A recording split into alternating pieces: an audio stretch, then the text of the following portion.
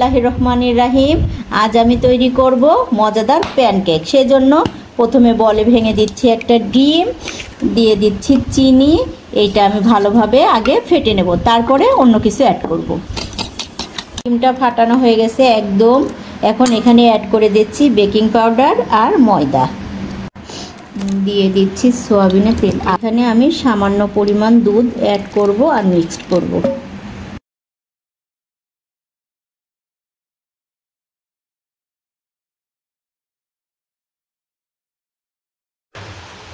দিয়ে ঢেকে দেব।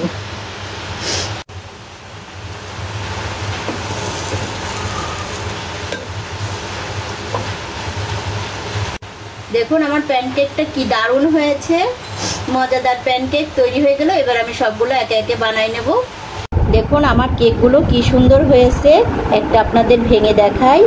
দেখুন কিভাবে একদম স্মুথ আর সফট হয়েছে। নুসরাত মম কিচেনের রান্না মানে স্বাদে গন্ধে অতুলনীয়। সবাই ভালো থাকবেন, সুস্থ থাকবেন আর আমাদের জন্য দোয়া করবেন। আল্লাহ হাফেজ।